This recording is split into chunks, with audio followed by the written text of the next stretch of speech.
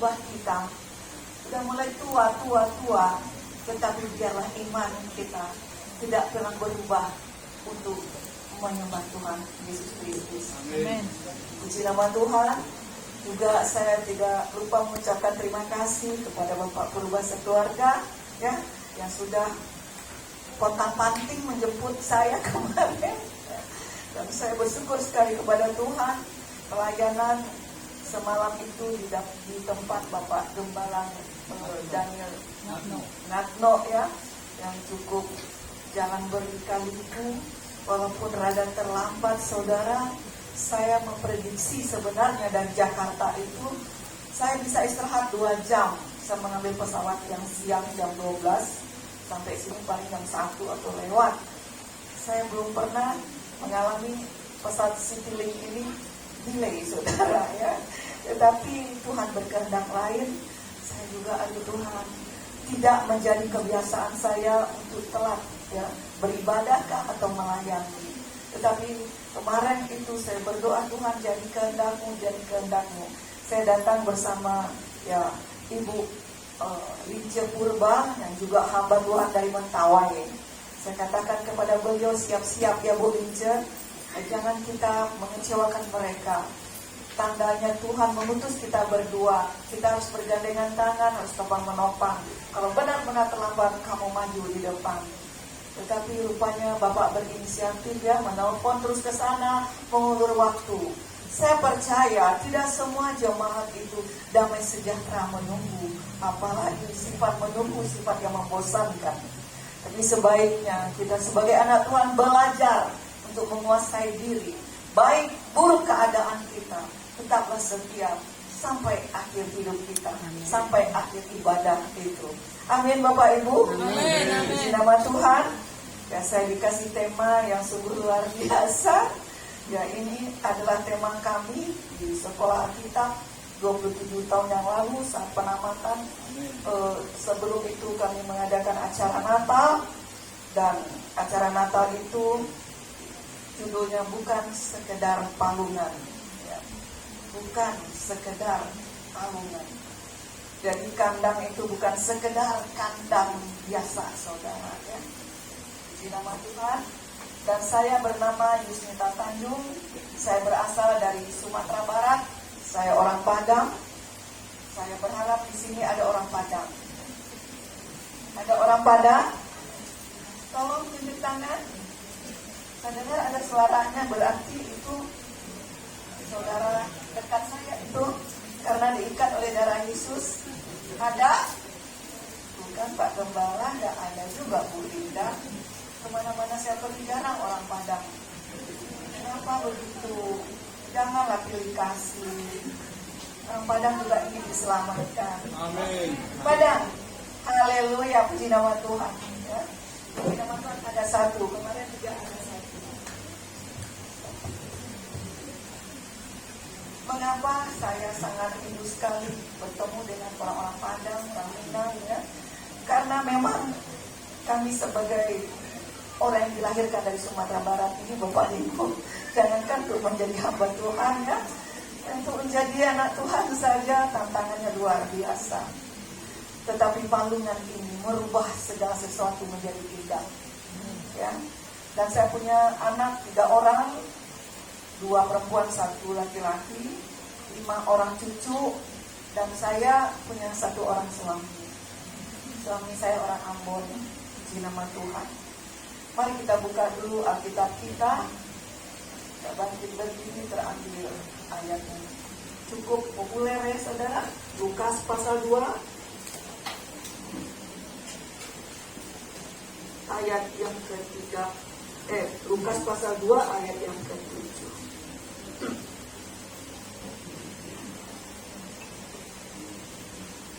Kita baca bersama-sama. 1, 2, 3. Dan ia melahirkan seorang anak laki-laki, anaknya yang sulung, lalu dibungkusnya dengan lampin dan dibaringkannya di dalam palungan, karena tidak ada tempat bagi mereka di rumah penginapan. Puji Tuhan. Silakan duduk.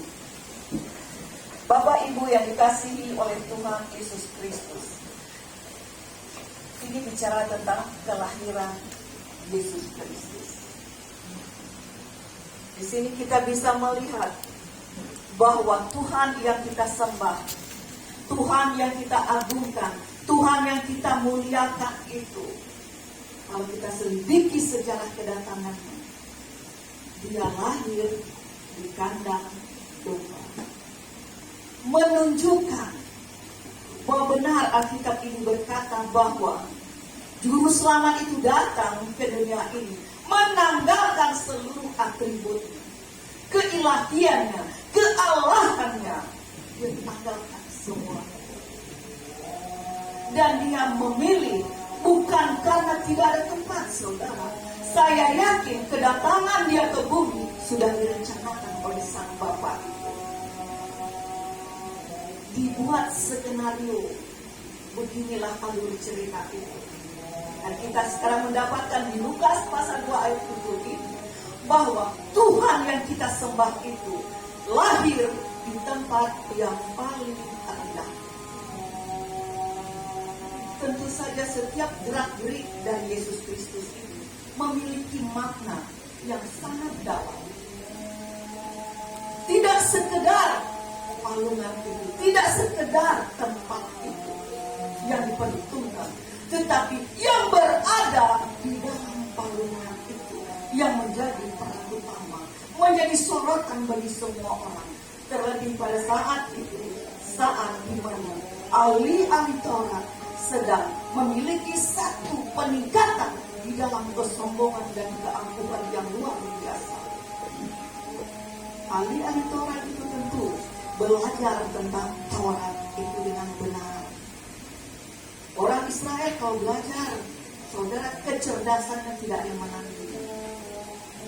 Tetapi dalam memiliki hikmat Tuhan, dia boleh kalah dengan orang berbulu, saudara. Dia kalah dengan kita. Kita tidak melihat, tetapi kita percaya.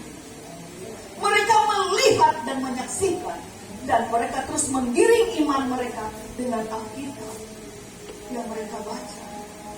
Tetapi karena hikmat Tuhan itu tidak ada pada mereka. Mengapa hikmat itu tidak ada?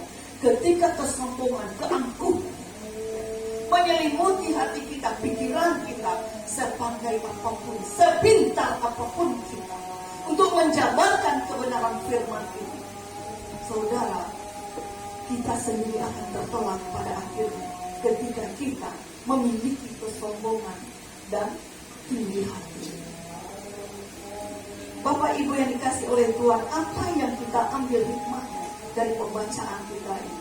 Bukan sekedar hari, bukan sekedar tempat yang dina-dina itu yang akan kita perbincangkan, tetapi yang ada di dalam palungan itu, yang ada di tempat yang terhina itu. Ketika kita sekarang menerima Dia sebagai Tuhan dan Juru Selamat kita, kita harus menggali mengapa kita menerima Dia sebagai Juru Selamat kita. Mengapa kita mengatakan bahwa Dia adalah Tuhan kita. Tanpa hikmat Tuhan, tanpa pengetahuan yang dari Tuhan, tanpa iman, mustahil saudara kita bisa mengakui Dia adalah Tuhan. Karena latar belakang kelahirannya begitu menyedihkan, bahkan dikatakan sangat hina sekali. Waktu saya belum menerima Tuhan Yesus sebagai Juru Selamat saya, oh iya, tidak akan pernah saya bisa menerima bahwa Dia adalah Tuhan, Dia adalah Juru Selamat. Saya, keluarga saya, sama dengan ahli Taurat itu, membayangkan bahwa Tuhan itu penuh dengan kemuliaannya. Dia pasti datang dengan atribut keilahiannya, mungkin dengan kereta kencana yang berbentuk emas, karena dia adalah raja, dikatakan di atas segala raja. Sedangkan raja-raja, apalagi raja di Arab, saudara, kita lihat ketika dia datang ke Indonesia, raja yang cukup terkaya, Raja Salman itu memiliki kekayaan sampai 320 triliun. Saudara, bisa dia membawa anak itu raja semakin kecil dari dunia ini. Bagaimana percaya Dia Tuhan. Tidak mungkin sebenarnya dengan akal pikiran kita. Kalau kita melihat kelahirannya yang pertama, kelahirannya itu memberi harapan.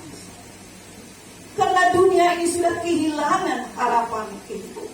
Kalau zaman waktu di mana Yesus itu lahir, sedikit sekali orang mengharapkan bahwa Yesus itu hadir datang ke dunia ini. Sedikit sekali kalau kita sedikit.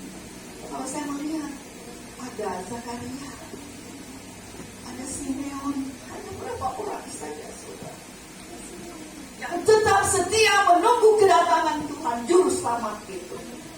Kalau kita buka saudara di Lukas pasal yang keempat, mengapa saya katakan bahwa kelahiran Yesus memberi harapan?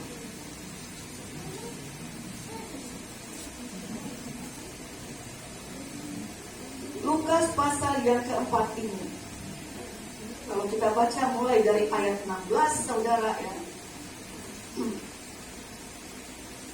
sampai ke ayat 21 panjang sekali saudara ya, tetapi di sini kita boleh mengambil ayat yang ke-16. Ia datang ke Nazaret, tempat ia dibesarkan, dan menurut kebiasaannya pada hari Sabat ia masuk ke rumah ibadat, lalu berdiri hendak membaca Alkitab. Kepadanya diberikan kitab Nabi Yesaya, dan setelah dibukanya ia menemukan nas di mana ada tertulis, Roh Tuhan ada padaku, oleh sebab ia telah mengurapi aku untuk menyampaikan kabar baik kepada orang-orang miskin, dan ia telah mengutus aku untuk memberitakan pembebasan kepada orang-orang tawanan dan penglihatan bagi orang-orang buta, untuk membebaskan orang-orang yang tertindas, untuk memberitakan tahun rahmat Tuhan telah datang. Bapak Ibu yang dikasihi oleh Tuhan Yesus Kristus, kedatangan Yesus yang pertama kita lihat, misi daripada Bapa ini melepaskan kita dari seluruh ikatan-ikatan iblis. Iblis sudah mengikat manusia sebenarnya mulai dari kejatuhan Adam dan Hawa. Manusia sudah jatuh ke dalam dosa. Tidak ada satu orang pun yang bisa melepaskan saudara. Banyak bertebaran muncul agama-agama di dunia ini untuk kembali mencari hadirat Tuhan, untuk kembali berdamai dengan Tuhan itu. Tapi tidak satu pun yang berhasil. Karena manusia ini jatuh ke dalam belenggu dosa itu adalah pilihan dari manusia itu sendiri. Tuhan menghargai pilihan manusia. Tetapi terlebih daripada itu, Tuhan bertanggung jawab atas ciptaan. Itulah Allah kita. Itulah Tuhan kita. Maka Tuhan membuat skenario begitu panjang. Karena latar belakang saya sedikit ada di dunia drama, saudara ya. Jadi saya suka mengilustrasikan seperti itu. Sekaligus Tuhan itu menjadi sutradara. Dia mengatur dari masa ke masa. Dia tidak menghukum manusia selamanya, tetapi dia memberi waktu kepada manusia untuk boleh mengenal Allah lebih dalam lagi. Dengan berbagai hukum yang ada, tetapi tetap meleset. Manusia terus berpaling. Hanya dekat Allah mereka puas. Makanya Alkitab mengatakan, Yesus mengajarkan kepada kita, tinggallah di dalam aku. Tidak dekat lagi saudara. Harus masuk ke dalam kebenaran itu, ke ruang suci itu, supaya masuk nanti ke ruang maha suci. Ada pendamaian, ada perdamaian antara manusia dengan Allah. Oleh sebab itu Tuhan menyediakan jalan itu. Kalau dahulu saya di agama saya untuk mencari keselamatan itu dengan amal ibadah saya, dengan perbuatan saya, supaya saya mendapatkan keselamatan itu. Mencari Bahkan membunuh pun dihalalkan, saudara. Untuk ketaatan kami kepada ajaran kami dulu. Tetapi berbeda dengan pengajaran yang diajarkan oleh Yesus. Tidak perlu kau repot-repot mencari aku. Aku yang mencari kamu. Ini perbedaan. Tuhan yang mencari orang berdosa. Amen. Yang paling berdosa mungkin di antara saudara adalah saya. Maka Tuhan juga mencari saya. Untuk apa? Untuk diselamatkan. Itulah sebabnya saya katakan Yesus datang memberi pengharapan untuk orang yang berdosa. Sebesar apapun dosa kita, pelanggaran kita, saudara, merah bagaikan kermisi, kata Tuhan. Asal kau mau datang kepada Tuhan, asal kau mau merunduk di hadapan Tuhan, dan kau mengakui kesalahan, dan kau berbalik kepada jalan yang benar, insya Allah hari itu engkau menerima keselamatannya dari Tuhan. Harapan yang sudah tidak ada lagi. Bagaimana dikatakan dia datang untuk membebaskan kita, melepaskan kita dari setiap ikatan dosa. Kalau kita baca di Lukas pasal 4 di selanjutnya, setelah dia membaca kitab Nabi Yesaya itu, dia katakan hari ini genaplah hari itu diumumkan, diproklamasikan di dalam rumah ibadah ini bahwa sudah digenapi bahwa Roh Allah ada padamu. Hanya Allah lah yang bisa membebaskan kita dari setiap dosa dan pelanggaran kita. Saya kalau tidak bertemu dengan Tuhan Yesus, saudara, saya pasti menjadi ateis, saudara, orang yang tidak percaya dengan Allah. Saya dibesarkan di keluarga yang fanatik. Dan 5 bersaudara saya tamat Al-Quran, saudara, tapi tidak mengubah hidup saya untuk menjadi lebih baik, apalagi menjadi benar, saudara. Kalau saya menikah dengan orang Kristen, 13 tahun saya menikah, saya tidak melihat juga ada citra Kristus itu di dalam diri orang Kristen itu. Orang Kristen kebanyakan di sana ya saudara, rajin beribadah, rajin memuji Tuhan, merayakan Natal repot setengah mati, saudara. Tetapi saya melihat dengan mata kepala saya sendiri, mereka tetap melakukan hal yang tidak berkenan di hadapan Tuhan. Mabuk juga, berselingkuh juga, berjudi juga. Apakah Yesus yang ada di palungan itu, yang kita katakan dengan hati nurani kita, dia adalah Tuhan? Apakah Tuhan yang kita sembah tidak bisa merubah sifat kita? Berarti saudara tidak mengizinkan dia tinggal di hati saudara. Karena hati ini adalah sentral kehidupan manusia. Siapa yang ada di hati kita? Aku atau roh setan ini? Dia sanggup melepaskan seluruh roh yang ada di dalam diri dan seperti itu. Karena Yesus yang dipalungkan ini memiliki satu hal yang istimewa, dia katakan Roh Allah ada. Siapa yang sanggup sebenarnya melawan Allah? Bapak Ibu yang dikasih oleh Tuhan Yesus Kristus, 13 tahun saya menikah dengan orang Kristen, saya bercerai, saya tidak sanggup. Tidak sanggup. Anak-anak saya sekolahkan di pesantren, saudara. Mengapa 13 tahun saya tidak melihat terang dan garam itu?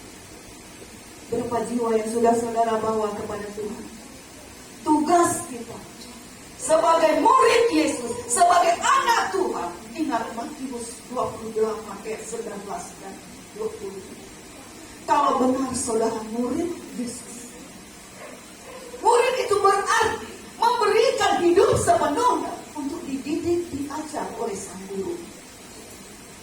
Murid yang baik selalu ingin mendengar suara guru, mendengar didikan dari guru. Kemudian dia ingin mempraktekkan apa yang guru perintah.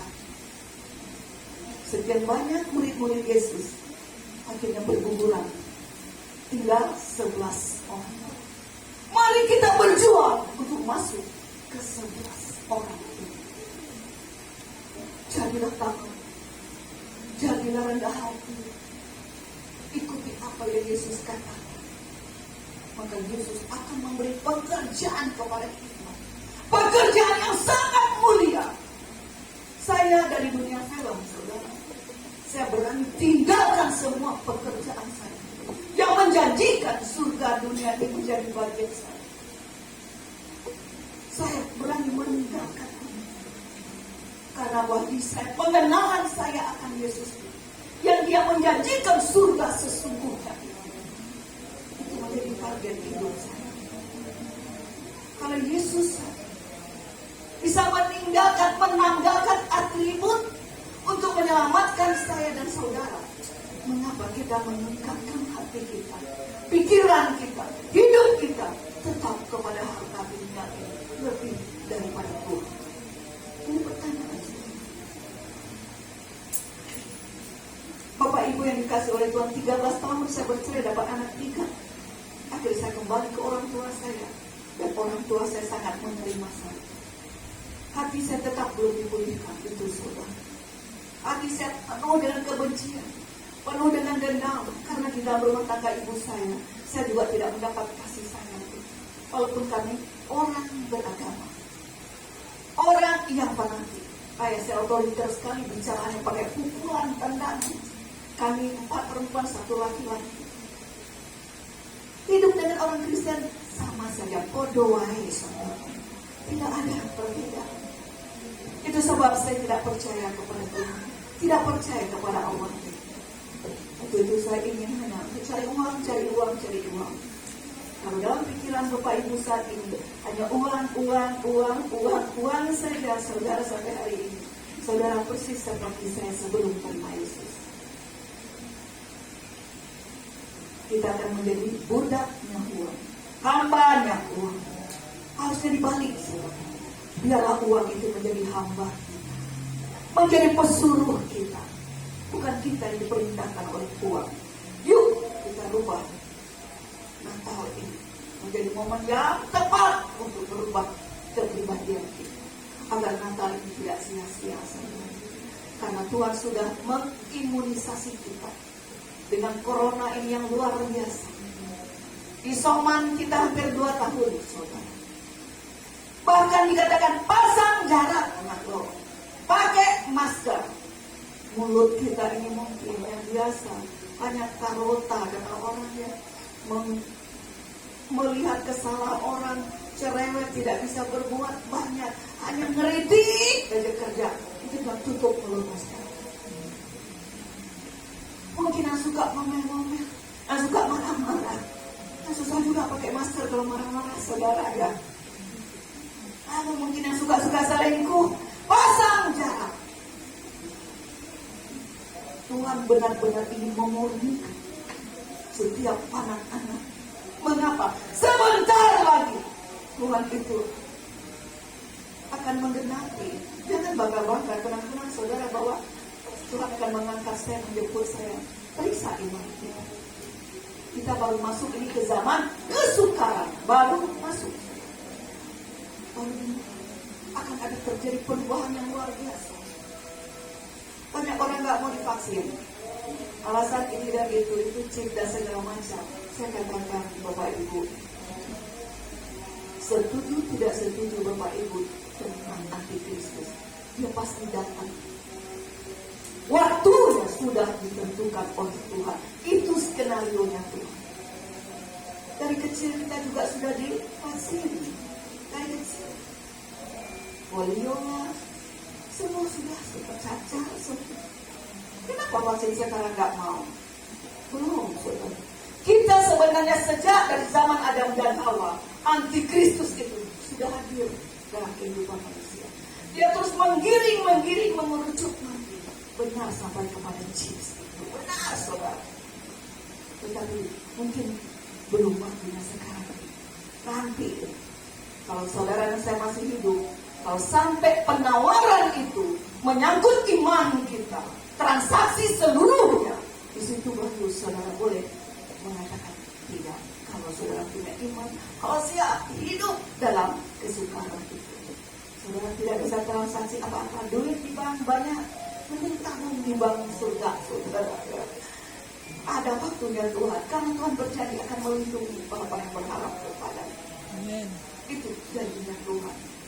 Bapak Ibu yang dikasih oleh Tuhan, ketika saya benar-benar sudah kehilangan ya, harapan itu, suatu kali saya dilawat oleh Tuhan Yesus itu. Di tengah-tengah keluarga besar saya benar-benar dilawat oleh Tuhan secara pribadi. Dan pada malam hari itu ada pertemuan saya secara pribadi dengan Tuhan ketika saya sholat tahajud, ketika saya baca Al-Quran, ketika saya zikir, saudara. Saya disuruh membaca Alkitab, ada suara. Hal yang sangat paling saya benci, karena saya kecewa besar dengan orang itu. Tetapi Tuhan menyuruh saya untuk membaca. Oh, apalagi itu menyebut ya Tuhan. Mungkin saudara, bagi kami di kaum Kedah, dia hanya manusia biasa, hanya seorang nabi biasa saja. Orang Kristen ini benar-benar muslim mengatakan bahwa dia itu adalah Tuhan. Tak mungkin saudara, karena Tuhan bagi kami waktu dulu begitu agung, mulia dan jauh sekali. Dan kami boleh datang Tuhan kalau kami memenuhi salah satu bagian dari iman kami. Kalau kami bisa pergi ke tempat itu, menjadi tamu Allah itu semua, belum menjadi anak Allah. Begitu berjuang luar biasa. Tetapi ketika ada suara itu menyuruh saya baca Alkitab ini, saya belajar bertindak pada saat itu dan saya baca. Dan saat itulah tersentuh hati saya. Tersentuh. Waktu saya akan memproduksi film ini, saudara, 52 episode untuk TVI, saudara. Saya sedang memperjuangkan itu. Tetapi pada hari itu ada sesuatu yang melawat saya. Dan satu-satu kekuatan yang bisa merubah saya pada saat itu adalah firman yang ada di Alkitab. Yesaya 41 ayat 9 dan 10 itu benar-benar itu merubah paradigma saya. Tetapi saya tidak berani berkata, saya tidak berani mengatakan bahwa Dia adalah Tuhan saya. Saya memperbandingkan saudara. Dan pada akhirnya di dalam Al-Quran Surat Al-Imran ayat 45 ini saya menemukan jawaban yang saya cari. Siapakah yang berada di palungan ini, di tempat yang terhina ini, menurut Al-Quran? Ternyata dia adalah Roh Kudus, kalimat Allah, firman Allah terbesar di dunia dan di akhirat. Itu yang membuat saya tersentuh, membuat saya harus berhenti dari seluruh kegiatan saya di dunia. Kalau saya malu, maka benarlah Mazmur pasal 1, renungkanlah firman itu siang dan malam, maka kau akan mendapat jawaban dari apa yang kau bertanya. Dan saya mendapat jawaban. Dia memberi harapan kepada saya. Saya dilepaskan dari ikatan-ikatan dosa. Saya dilepaskan dari roh perdukunan itu. Dari keinginan saya menjadi orang kaya di dunia ini. Menjadi produser film. Dan saya tidak mau menjadi artis. Saya ingin mengendalikan artis-artis itu. Karena kalau menjadi produser itu jauh lebih banyak. Rezekinya, duitnya, saudara. Tetapi apa yang terjadi? Tuhan bisa merubah saya. Ketika saya membuka hati saya. Tanpa sepengetahuan ayah saya, tidak tahu kakak-kakak dan adik saya mengambil keputusan untuk mengikut Yesus itu dalam kesendirian saya. Akhirnya saya pergi bertanya ke Tuhan, kepada siapa saya harus belajar ya Tuhan? Saya ingin dibimbing, saya ingin menjadi murid-Mu Tuhan. Tuhan menunjuk seorang hamba Tuhan, Bapak Pendeta KM Yusuf Roni. Akhirnya dia menjadi pembimbing saya, menjadi mentor saya, dan menjadi gembala saya. Yang kedua, orang yang ada di palungan ini, saudara. Lewat kematiannya, dia memberi pengampunan kepada kita. Kelahirannya memberi harapan kepada kita. Kematiannya lebih bermakna lagi, saudara. Kita kita buka di Kolose pasal yang pertama.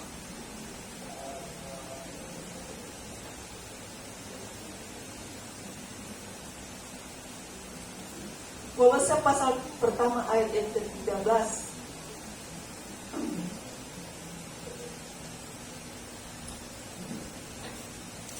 Dikatakan, Ia telah melepaskan kita dari kuasa kegelapan dan memindahkan kita ke dalam kerajaan anaknya yang terkasih. Di dalam Dia kita memiliki penebusan, yaitu penebusan kita, yaitu pengampunan dosa.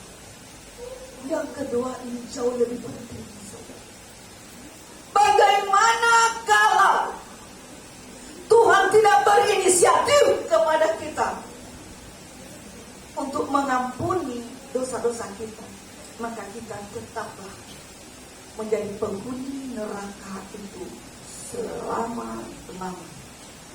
Yesus membawa perubahan.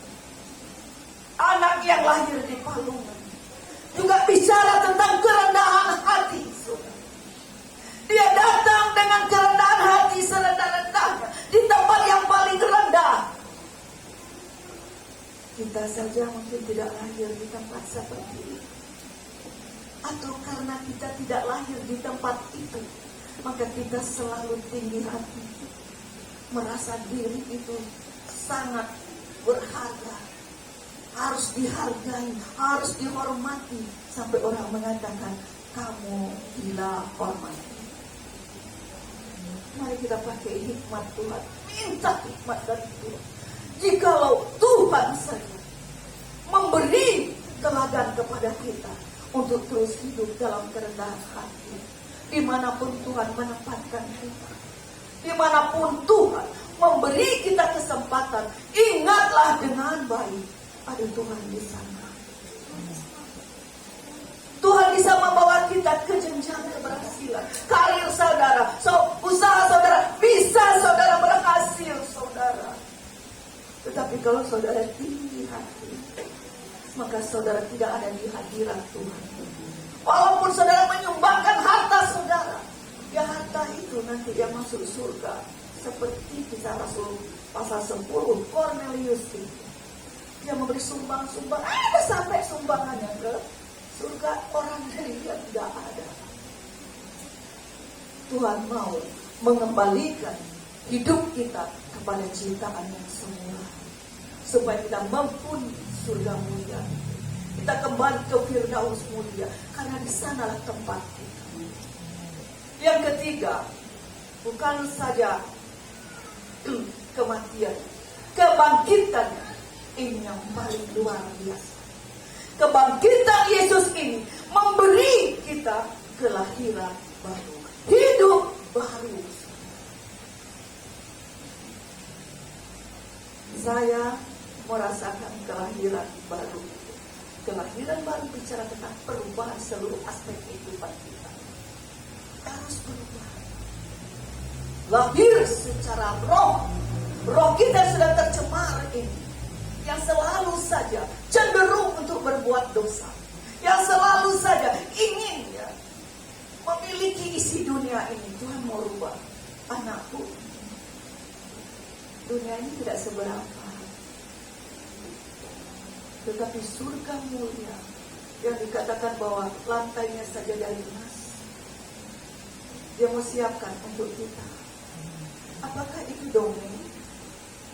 Apakah saudara hanya sekedar kitab Wahyu saudara baca, hanya sekedar saudara? Ketika hati saya diubah oleh Tuhan, perubahan terjadi mulai dari dalam hati saya.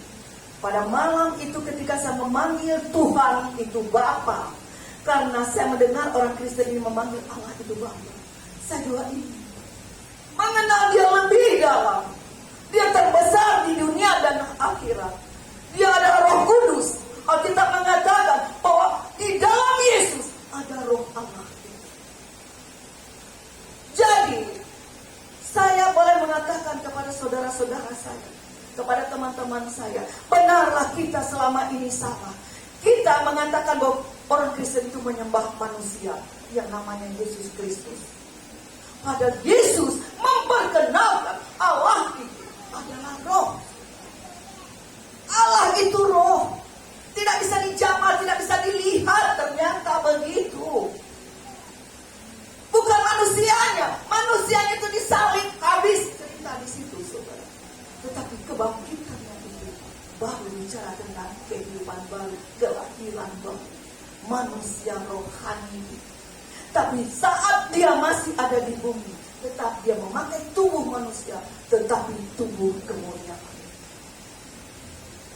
Untuk apa? Dia adalah role model kita. Tuhan memberi contoh, begini loh manusia yang akan pulang ke dalam surga itu. Hiduplah seperti Yesus hidup. Goal kita harus sampai ke situ, saudara. Dan perubahan terjadi di dalam diri saya. Tidak mudah, saudara, hidup yang biasa di dunia, ya dunia glamor ya. Saya katakan di dunia artis itu glamor, generasi lupa umur. Di situ, saudara ya. Semua mau branded, mau apa, biar hutang kiri kanan, waduh, biar pinjam pokoknya. Bergaya lihat terus, saudara, di situ. Hutang, penting gaya, saudara. Tuhan tidak berkenan kita hidup seperti itu. Bersyukurlah dengan apa yang ada. Berpadalah dengan apa yang ada. Dan Bapak Ibu, kelahiran baru ini menjadi pengajaran baru. Tidak ada agama lain mengajarkan seperti itu. Ya, kita buka misalnya Efesus 1 Yohanes pasal 4.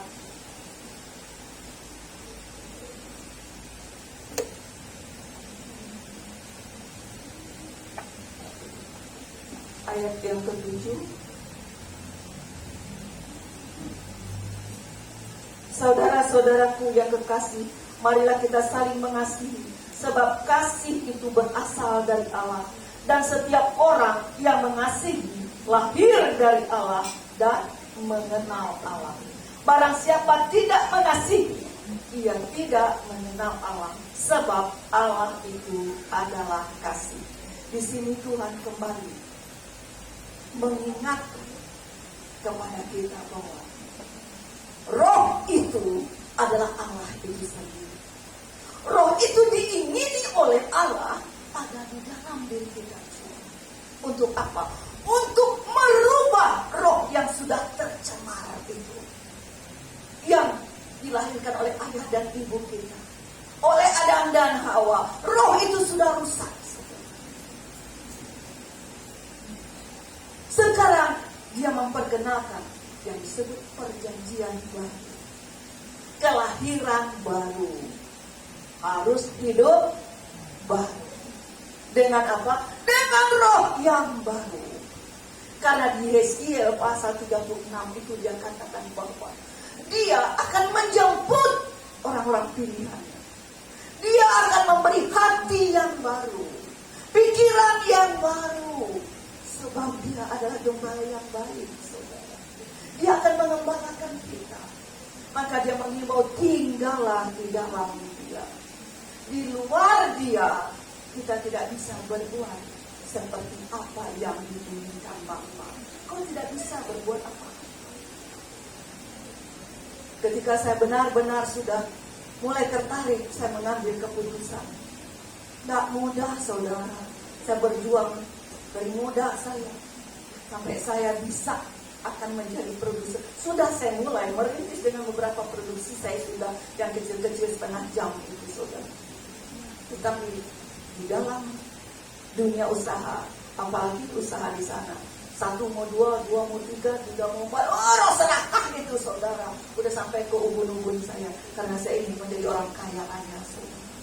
Saya ingin sekali juga membalaskan dendam saya kepada siapapun.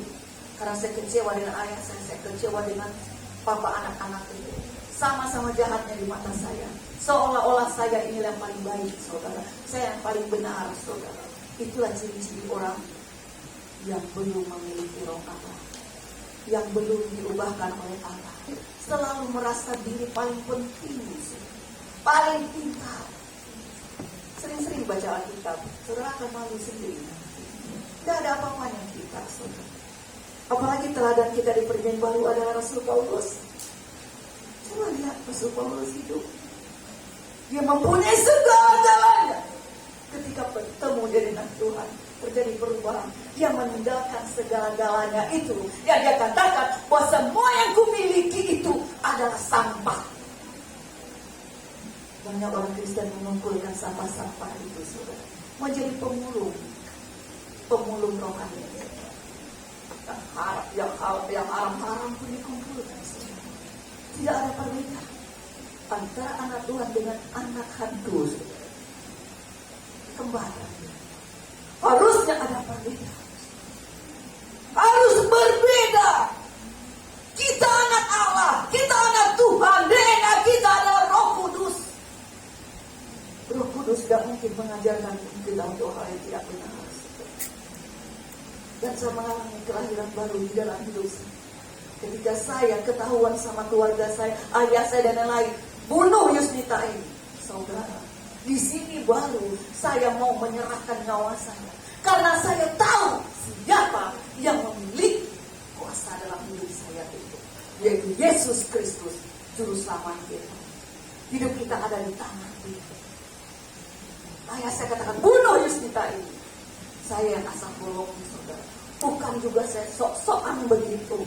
Tetapi bagi saya, daripada saya dipisahkan dengan Yesus, lebih bagus nyawa saya berpisah dari tubuh saya. Kenapa? Karena pengenalan itu terjadi. Pertemuan dengan Allah itu terjadi.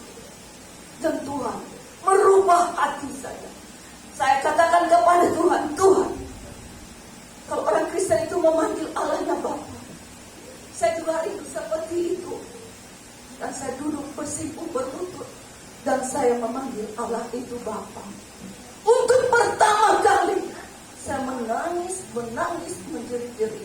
Saya berguling-guling di kamar saya. Seolah Tuhan membukakan seluruh perjalanan hidup saya. Betapa najisnya hidup saya di hadapan Tuhan. Tidak ada apa-apanya kita hadapan Tuhan. Kalau ada roh tamak, roh iri hati, roh serakah, roh perzinahan, roh tipu-tipu kiri kanan, saudara, sadar bahwa itu bukan penyertaan Allah dalam hidup kita. Itu adalah penyertaan iblis. Kadang-kadang menyamar seperti malaikat, kadang-kadang dia seperti baik. Tapi baik belum tentu benar, saudara. Tapi kalau kita hidup benar, pasti baik. Ketika saya mengambil keputusan itu, benar-benar saya sudah siap. Mengapa? Karena Dia adalah Allah itu. Dengan iman saya menerima Dia. Dia adalah Tuhan. Mungkin bagi orang dunia tidak kelihatan. Tapi kalau kita sudah menyerahkan hati kita kepada Tuhan dan mengizinkan Dia menguasai hidup kita lewat hati kita, maka pikiran kita, perasaan kita akan dikuasai oleh hati ini. Sehingga perbuatan dan perkataan kita selaras dengan apa yang Tuhan kehendaki. Tidak mudah mematikan kehendak dari Tuhan. Saya bernumpang di rumah kakak yang berjilbab dengan 3 orang anak. Saya harus meninggalkan pekerjaan saya itu. Bukan Tuhan menyuruh, itu pilihan saya. Saya memilih untuk ikut Yesus sepenuhnya. Orang Padang satu-satunya yang tidak bisa berdagang mungkin saya, saudara. Tidak bisa saya berdagang itu. Rugi itu, saudara. Sampai, aduh, teman-teman sedang gimana kamu? Saya kayak dikasih modal, tak pulang-pulang modal, dia tak pulang, saudara. Apalagi kalau teman-teman tidak bawa juga ke TVRI, baju-baju kan, kita banyak, akses juga banyak datang di situ. Saya juga ikut. Ya orang beruntung, saya buntung-buntung saja, saudara. Ya orang utang, galak yang punya utang daripada kita yang nagih, saudara. Paling malah saya ribut semakin. Pada edan, pada akhirnya berkelahi, berantem. Lalu terus-terusan begini, saya bilang, udah, nggak bisa. Saya buka restoran Padang juga pernah, saudara tuh. Karena masakan saya katanya enak, saya buka. Saya buka restoran Padang, saya buka. Saya masak, kalau dikasih ke orang itu enaknya berkurang, akhirnya jadi capek kan saudara.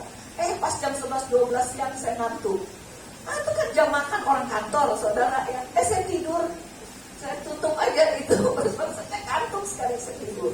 Baru sampai ketok-ketok, dagang nggak sih Bu? Nggak bisa saya dagang saudara ya. Akhirnya itu kadang-kadang makanan itu datang teman saya, udah kamu mau ambil ya, bungkus aja bungkus. Lama modal habis saudara. Memang saya nggak tahu berdagang begitu. Apalagi ketika saya membandingkan apa kata Tuhan tentang kehidupan manusia, apa janji Tuhan untuk manusia ya, saya pelajari itu. Betapa mulianya Tuhan ini, Dia berjanji akan menyelamatkan kita, bukan nanti, tapi Dia katakan mulai hari ini kamu bersama dengan saya untuk selama-lamanya. Matius pasal 24 ayat 19-20. Aku menyertai engkau sampai kesudahan zaman. Berarti di bumi ini kan Bapak Ibu. Ini janji Tuhan. Akhirnya saya tetap nekat. Keluarga saya sudah seperti orang gila semuanya, mau mengeksekusi saya saudara. 3 orang anak saya lihat. Saya mulai berhenti bekerja, saya mulai berhenti karir saya hentikan semua. Sampai tidak ada uang seperak pun. Mau makan saja susah. Saya orang Padang, saudara, ayah saya juga dan sapi. Dendeng belado, randang, itu makanan kami tiap hari.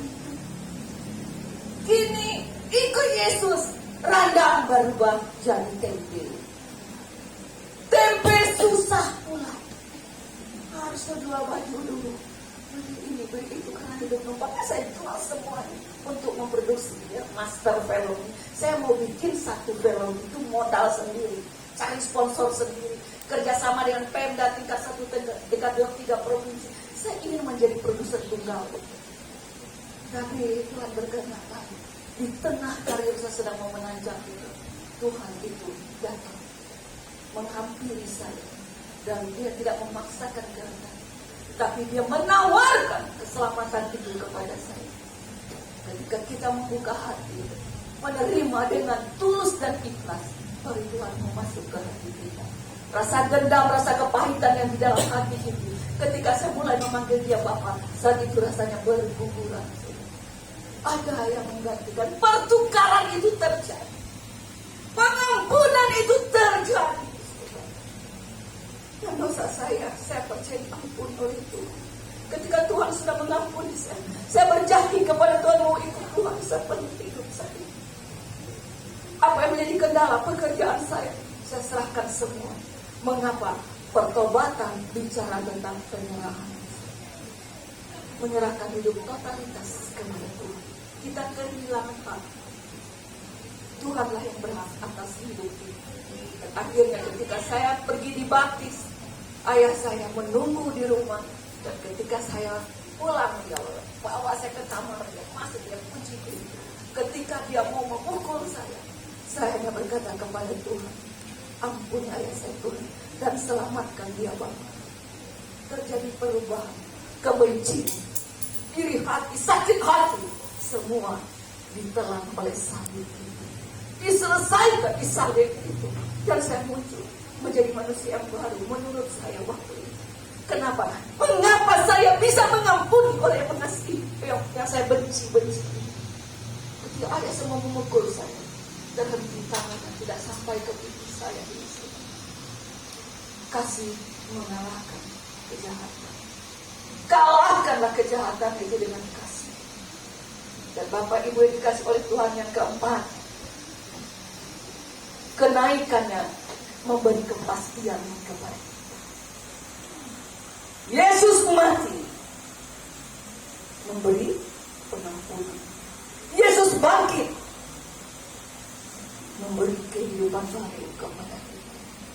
Setelah Dia bangkit, Dia naik ke surga. Kenaikannya memberi kepastian kepada kita. Kita buka di Yohanes pasal 14 ini.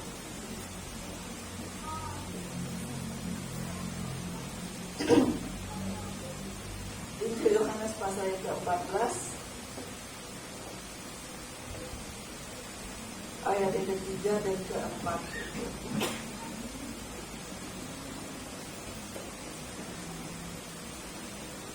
Dikatakan di situ bahwa dan apabila aku telah pergi ke situ dan telah menyediakan tempat bagimu, aku akan datang kembali dan membawa kamu ke tempatku, supaya di tempat di mana aku berada, kamu pun berada.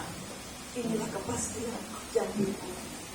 Dia pergi tidak meninggalkan kita seperti yang dia. Dia pergi menyediakan tempat bagi orang yang percaya kepada dia. Dia pergi menyediakan tempat bagi orang yang setia dan taat kepada dia. Dan Bapak Ibu dikasih oleh Tuhan, ketika saya memilih menjadi Yesus sebagai Tuhan saya, di situ penderitaan awal saya.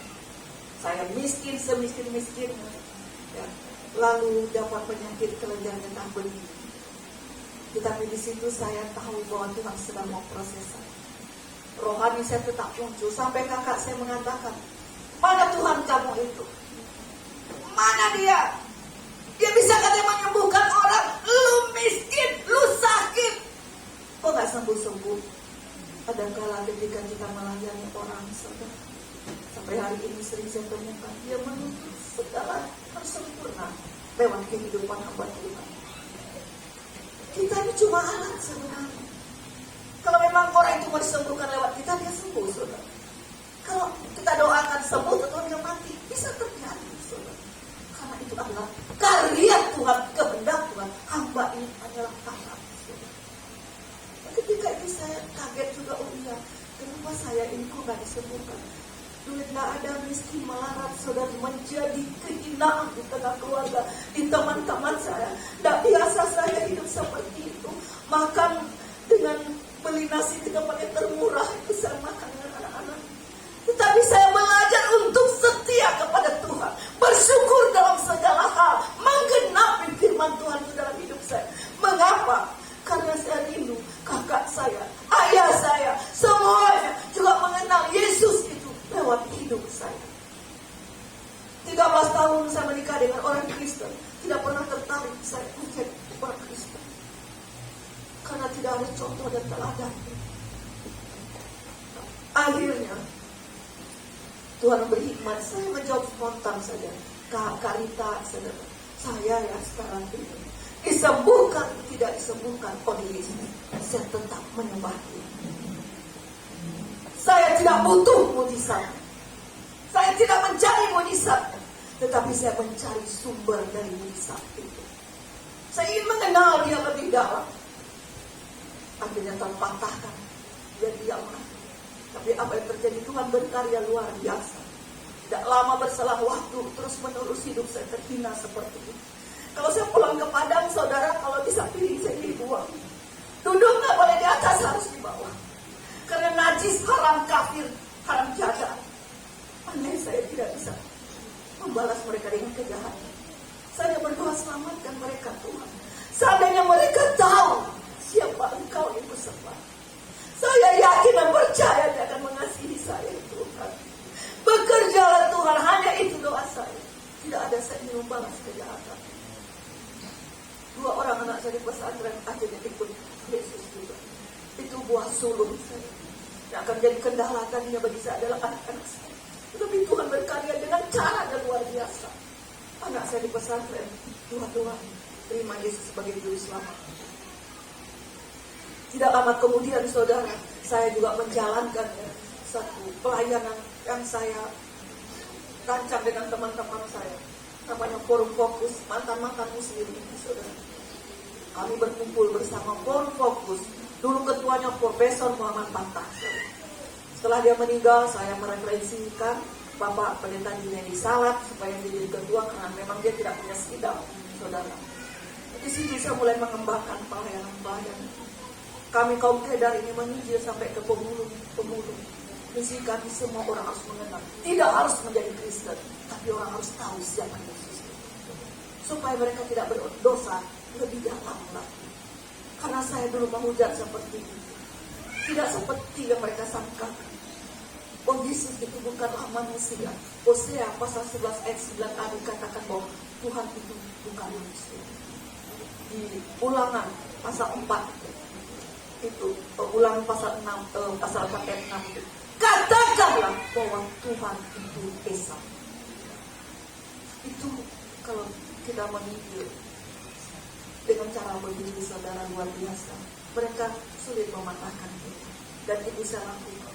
Dan puji nama Tuhan, satu persatu keluarga saya boleh dimenangkan oleh Tuhan, satu persatu, saudara. Ayah saya yang membunuh saya terima Yesus sebagai juru selamat. Kakak saya, Kak Rita, itu yang tadi menjadi corong di keluarga, trompet, sekarang dia menjadi trompetnya Yesus, saudara. Dia, suaminya dengan 4 orang anaknya terima Yesus. Ipar adik saya paling kecil di bawah saya, nama suaminya Muhammad Khalil, saudara, punya anak 3 orang. Satu anak perempuan dapat juga penyakit kelenjar getah bening. Saya dapat, dia dapat. Dia menghujat saya dengan luar biasa karena saya sangat dekat dengan adik saya. Dia merasa kehilangan ketika saya ikut Yesus. Saya berdoa, Tuhan selamatkan. Ketika Tuhan berkarya di dalam pelayanan saya, adik saya itu juga diselamatkan oleh Tuhan. Lewat apa, Bapak Ibu? Anak yang dapat penyakit kelenjar getah bening itu saya bawa ke gereja.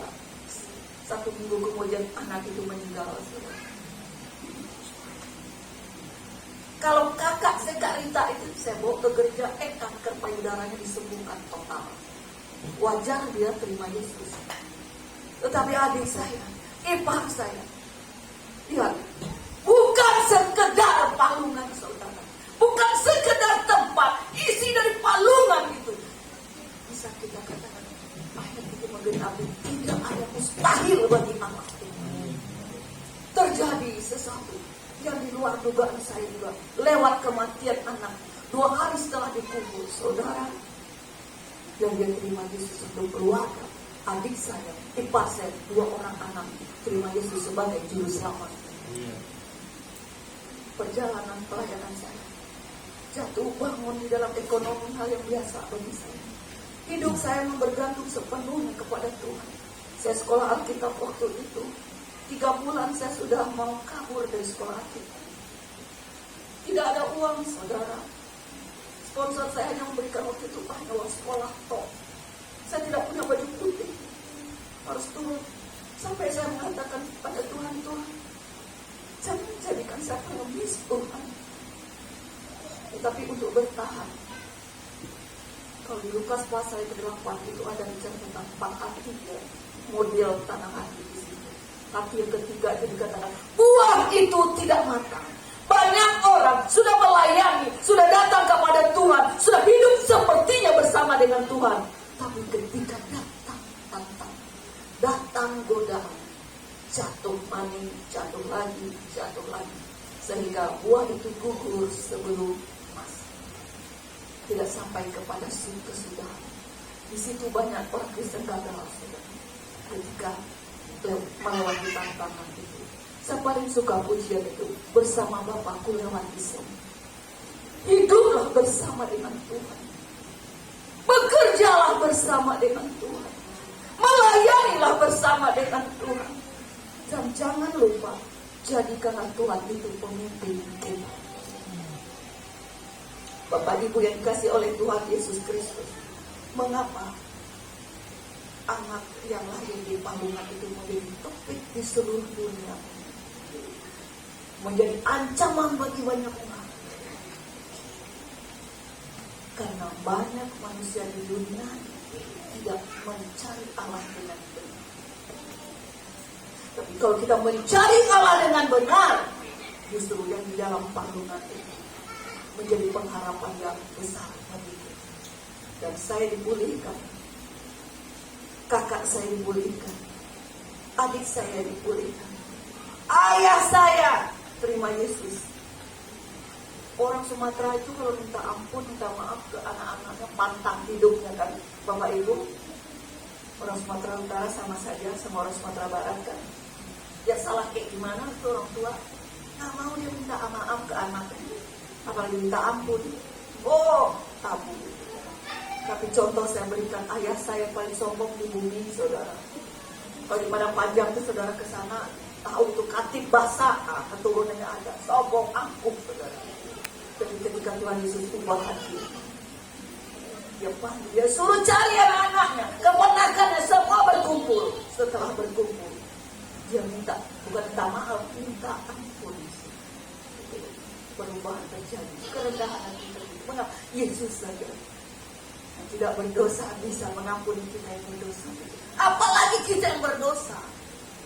Salah kau sama anak-anak, minta maaf. Salah kau sama suami, minta maaf. Itu saya lakukan dalam hidup saya. Setelah benar-benar saya dipulihkan oleh Tuhan Yesus, saudara, saya tidak jadi kabur dari sekolah Alkitab. Tuhan beri saya daya tarik. Saya tidak ketemu sama Belinda dulu. Kalau tidak berketemu mungkin saya minta sambut sama dia, saudara. Hidup makan dengan tempe stabilo itu masih kering, saudara. Untuk beli buku saja saya tidak ada. Saya minta dapat buku. Tuhan memproses saya sejauh ini. Tapi kerohanian saya tidak pernah mundur, Bapak Ibu. Saya terus memberi teladan untuk anak-anak saya. Dan dua anak saya di pesantren itu sekarang sudah menjadi pendeta, menjadi hamba Tuhan. Jadilah garam, jadilah terang. Dan akhirnya saya pergi ke sekolah Alkitab. Saya cari bapak anak-anak itu. Di situ saya praktek tentang pengampunan yang sesungguhnya. 10 tahun saya diperlakukan seperti manusia yang tidak ada harga. Tetapi di mata Tuhan kita berharga. Saya tidak mau dipuja oleh manusia. Saya ingin melakukan. Tuhan katakan, ampunilah musuhmu. Bukan dari mulut saja. Dia saya pakai dengan kasih. Itu pengampunan oleh Kristus. Saya datang, pada di pintu pulang sekolah kita. Diusir kayak binatang saudara. Dia dengan perempuan-perempuan. Tapi saya datang dengan kekuatan. Saya datang untuk memberi pengampunan, melepaskan pengampunan itu. 10 tahun saya menunggu. Dan akhirnya suami saya itu sekolah Alkitab di Cianjur. Hal yang tidak mudah sebenarnya. Apalagi kami dari Sumatera Barat. Tetapi tidak ada perkara yang besar kalau kita berjalan bersama dengan Tuhan. Orang boleh melecehkan kita, orang boleh merendahkan kita, orang boleh tidak menghargai kita. Yesus yang di dalam palungan itu menerima semua kehinaan. Dia bertahan di dalam kemuliaan, bertahan di dalam kebenaran. Terus nyatakan kebenaran itu, maka kebenaran itu akan membela kita dengan sendirinya tepat pada waktu itu. Sekarang suamiku sudah tidak bergairah, saudara.